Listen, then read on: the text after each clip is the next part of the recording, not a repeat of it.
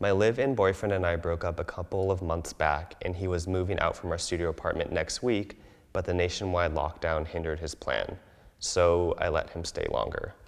Now I just hear him talk to his current girlfriend all day long, the same girl who he cheated on me with.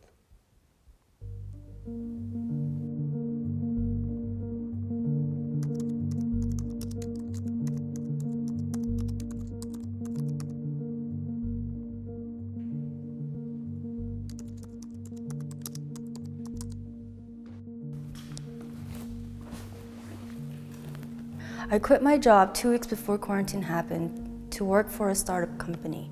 I worked there for 3 weeks and then the company got shut down. I have no prospects for a future job, 2 kids, and a debt of $200,000. I've started sleeping for 12 hours. I have no motivation to even get out of bed. Wow. I went into quarantine head-on, determined to complete everything and get ahead. But I've been sitting in my house for 2 weeks now and struggling to find motivation to do anything at all. I watch all these YouTube videos and influencers that show how they are staying on top of their game. Every day I do the same thing: sleep, eat, go on my phone, wash, repeat. It's like an endless cycle that is so hard to stop. I kind of feel this as the weeks go on. I've just been so sleepy lately.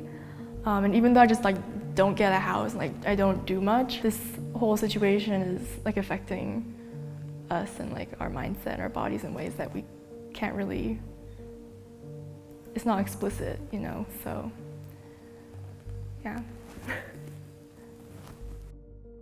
I was doing well coping with my addiction of alcohol, but the quarantine has made me a bigger addict than ever before.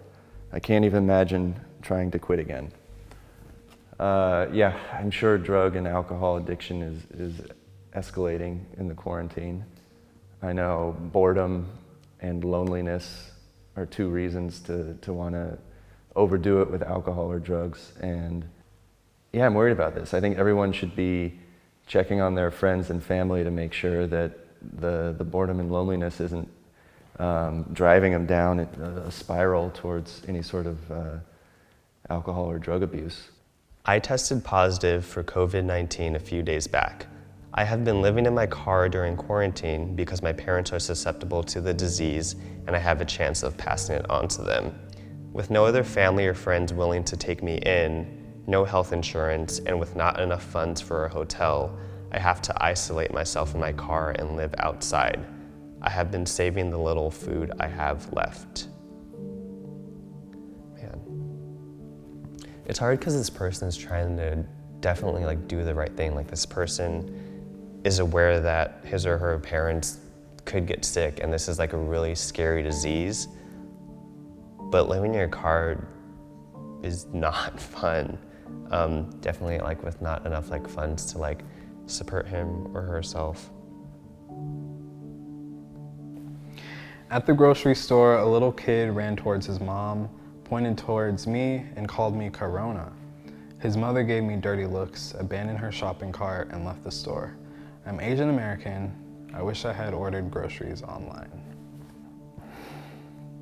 There's nothing worse than experiencing racism to your face. Honestly, I want to say I'm shocked, but I'm really not, because I feel like my reaction to all that's going on across the world would be people come together and people are trying to support one another and just showing love. Yeah, I really don't have any patience for people who partake in that mindset, and especially for people who pass down that mindset to children. I think that's disgusting. I've been locked in the house with my father and older sister for 4 weeks now. We ended up spending so much quality time that I've started having feelings for my sister, mostly sexual feelings. Wow, I didn't expect to read that. And I think this person, because of this circumstance, needs to go on some quarantine dates with other people. My son usually stays with me over the weekends and with his mom over the weekdays. A nationwide lockdown was announced on a Sunday, so he had to stay with me for longer. I wish I hadn't called him over that weekend. I don't like having him around every day. That's so sad.